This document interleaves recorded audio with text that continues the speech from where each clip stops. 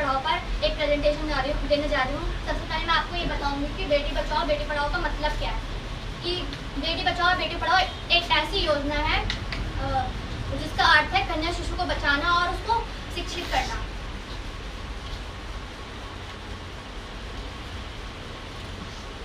मैं आपसे क्वेश्चन करना चाहूंगी कि आप में से बता सकता है कि बेटी बचाओ बेटी पढ़ाओ की शुरुआत कहाँ से और कब हुई थी?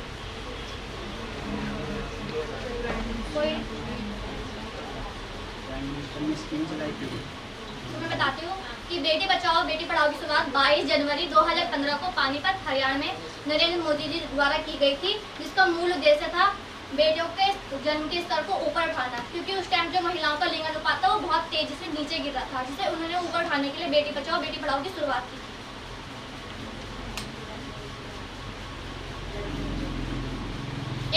एक बेटी के बिना ये सोचना भी मुश्किल होता है कि दुनिया आगे कैसे बढ़ेगी, क्योंकि एक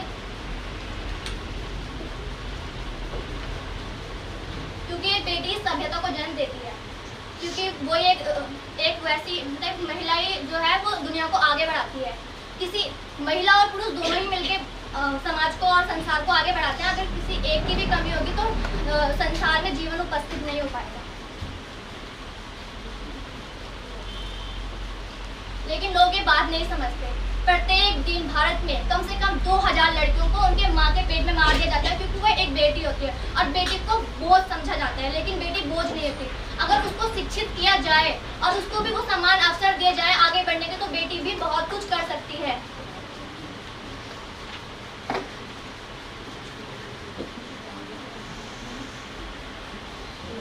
लेकिन लोग ये बात नहीं समझते। लोग सोनोग्राफी द्वारा ये पता लगा लेते हैं कि पेट में पलने वाला शिशु बेटा है या बेटी। अगर बेटी होती है तो अबॉर्शन करा लिया जाता है, जो कि बहुत बड़ा अपराध है। लेकिन लोग इस अपराध को करने से भी नहीं करते और वो अपराध करते हैं। लेकिन अगर पेट में उनको पता होता है कि बेटा है तो उसको जन्म देते हैं और बोलते हैं कि मेरे खानदान को आगे बढ़ाने वाला आने वाला है और ये मुझे मोक्ष की प्राप्ति कराएगा। लेकिन लोग ये नहीं जानते, अगर हम दुनिया में आए अकेले हैं तो हमें वहाँ जाना भी अकेले है। कोई हमें वहाँ छोड़ने नहीं जाएगा कि चलो मैं आपको स्वर्ग में ले जाता हूँ, आपको मोक्ष की प्राप्ति दिलवा के ही वापस आऊंगा।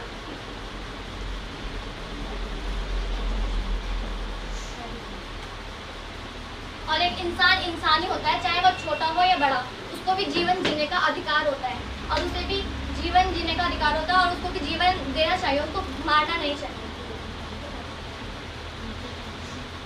लेकिन समाज में बहुत तेजी से महिलाओं की कमी हो रही थी, मतलब उनका लिंग अनुपात बहुत तेजी से गिर रहा था, जिससे समाज में इक्वल मतलब जो समाज में महिला और पुरुष थे दोनों इक्वल नहीं थे, जिससे संसार आगे बढ़े उनका अच्छे से नहीं चल पा रहा था। क्योंकि उनको इसलिए मार दिया जाता है क्योंकि वो लोग समझते कि वो बोझ है। और जब बेटी अगर पैदा हो जाती है तो ये बोला जाता है कि अब बेटी पैदा हो गई, अब उसका फ्यूचर के बारे में पहले से सोच लेते हैं कि अब हमें उसकी शादी करनी होगी, अब हमें इसका ये खर्चा करना होगा, वो खर्चा करना होगा।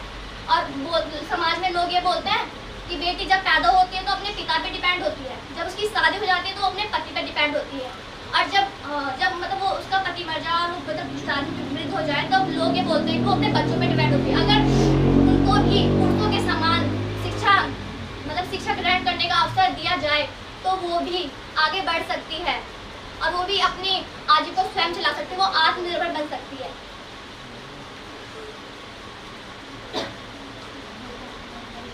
हमारी देश की महिलाएं सानिया मिर्जा, सानिया नेहवाल और मैरी कॉम जैसी ऐसी महिलाएं जो गेम्स में हमारा नाम रोशन कर रही है और एक मिसाल कायम कर रही है कि बेटियां भी बहुत कुछ कर सकती हैं, बेटियां बेटों से कम नहीं होती।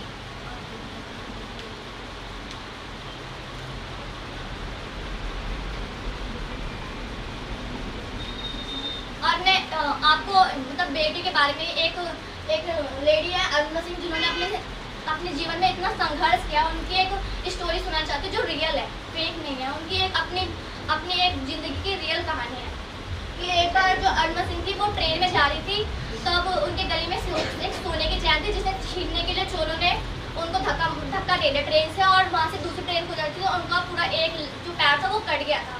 पूरी रात भर वहाँ तड़पती रही और फिर अगले दिन जब लोग आए तभी भी उन्होंने ये हिम्मत नहीं हारी, उन्होंने बोला कि मुझे आगे भी कुछ करना है। और जब उनको हॉस्पिटल ले जाएगा तो उन्होंने सोच लिया कि मुझे आगे जाकर क्या करना है, मुझे माउंट एवरेस्ट की उस चोटी को छूना है और अपने जो उनका एम था उसको पूरा करना है।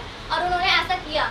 जब उन्होंने ये सोचा कि मैं माउंट एवरेस्ट पर चढ़ूंगी तो लोग उन्हें पागल कहते कि ये तो अपाहिज है, नॉर्मल लोग भी वहाँ नहीं जा पाते और ये तो अपाहिज ही कैसे जाएगी। लेकिन उन्होंने इस लोगों की मानसिकता को बदला और उस पहाड़ पर चढ़ के पहली विकलांग महिला बनी माउंट एवरेस्ट की। और उन्होंने लोगों को ये बताया कि मानसिकता हमारी, विकलांगता हमारी मानसिकता में होती है, हमारे शरीर में नहीं।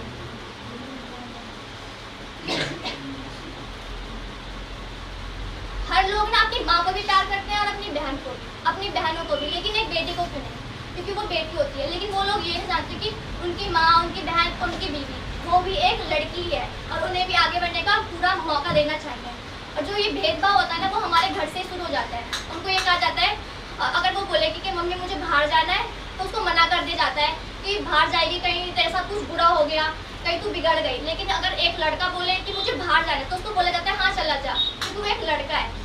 एक लड़की अगर पैसे मांगे कि मुझे ये कोर्स करना है, अपनी जिंदगी को मतलब अपनी ज़िंदगी के लिए आगे बढ़ना है, तो उसको ये बोला जाता है कि नहीं, तुम क्या करोगे, कोर्स करके आगे जाके तो तुम्हें शादी करनी है, वही करना है जो नॉर्मल और लेडियाँ करती हैं, मतलब आगे जाके बच्चे पैदा करने हैं और चूल्हा चौका करना है, अपने परिवार का, जो परिवार का ख्याल रखना है। लेकिन अगर बेटा ये सब बोले तो उसको तुरंत पैसे दे दिए जाते हैं और कहा जाता है कि हाँ यही हमें जब हम बूढ़े हो जाएंगे तो यही हमें पालेगा। और लेकिन वो लोग ये भी जानते हैं कि हाँ कि आजकल की ज़िंदगी में बेटे अपने माँ बाप को ज़्यादा वो नहीं करते, अलग हो जाते हैं वो परिवार से।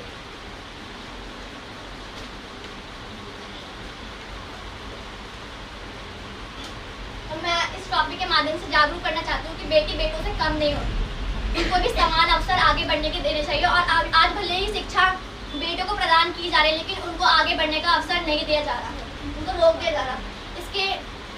इस टॉपिक के उस पर मैं एक आपको कविता सुनाने जा रही हूँ। बोए जाते हैं बेटे पर उग जाती हैं बेटियाँ, बोए जाते हैं बेटे पर उग जाती हैं बेटियाँ, खाद पानी बेटों पर लहराती हैं बेटियाँ, खाद पानी बेटों पर लहराती हैं बेटियाँ, खूब रुलाते हैं बेटे पर रोती हैं बेटियाँ, खूब रुलाते हैं बेटे पर रोती हैं बेटियाँ, और हर कई तरह से गिराते हैं बेटे पर संभाल लेती हैं बेटियाँ। भले ही समाज में ये कहा जाता है कि परिवार को आगे बढ़ाते हैं लड़के, लेकिन उसको संवारती हैं बेटियाँ। Thank you.